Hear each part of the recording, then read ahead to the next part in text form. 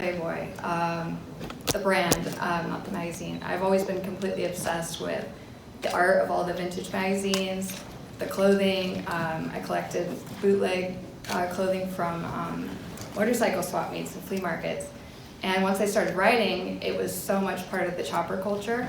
Everybody had Playboy rings and Playboy tattoos, and all the vintage magazines were always being collected by all my friends, and the motorcycle magazines as well. So it was interesting to me how those worlds merged, and I loved that the 60s and 70s Playboys were very much about a strong, rebellious woman. And I've always worn little clothing or I've been naked on my bike, so Playboy was kind of like the perfect thing that I really resonated with as a strong single female in the motorcycle world.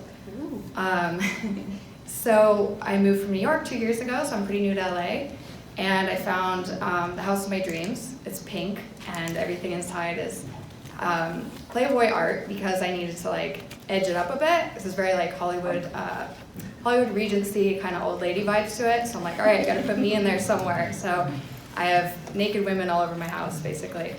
But as a photographer, I thought about Playboy for a long time because I was just obsessed with the vintage Playboys. Somebody's like, you should meet with Playboy, your whole house is Playboy. Then I got a Playmate pink 1968 Mustang convertible. I don't know if you guys know, but back then they gave away a pink car, and I think in '64 it was a Mustang.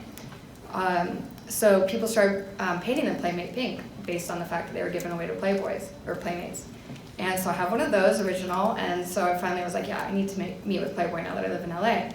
And I went down there, and I was actually pleasantly surprised. The two female editors told me their new vision was to kind of go back to that really artistic cover that you want to put on a poster, put on your wall, like the old 60s and 70s ones. And that really intrigued me because all of the work I do, I want to be something that you put on your wall, not just like a naked girl on a beach or in the fields. I wanted like to completely create art for them. And so we all got really excited, and my last shoot was for this issue that's out now.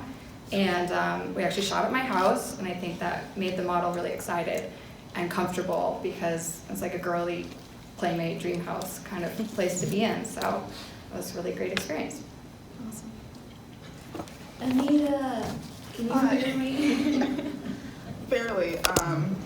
But yeah, I've always been very fascinated by sexuality, expressions of gender, and how society codes all of that. And my first introduction to that was the time I spent covering runways as a fashion reporter at NBC. And after I spent some time doing that, I felt like I understood how women were treated and kind of mistreated socially in terms of like how their bodies were treated.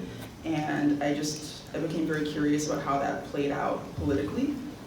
So after that, I spent several years covering gender and public policy at Ms. Magazine, which was started by Gloria Steinem in 1972.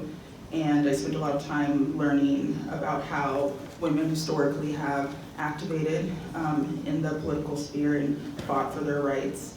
And in the conversations that I had there, I felt that the important element of sexuality was often missing from the discussion, or when it was brought up, it was always kind of brought up in terms of violence and misery, and sexuality was never seen through an empowering lens or through a pleasure lens.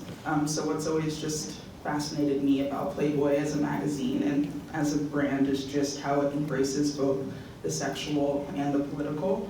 And I feel true liberation can't really come unless you acknowledge those two very important things and how they interact and play off of each other. So that's a huge part of my day-to-day role at Playboy. And I write and edit and commission very wide-ranging pieces on everything and everyone, from sex workers to congresswomen. So, yeah. Great.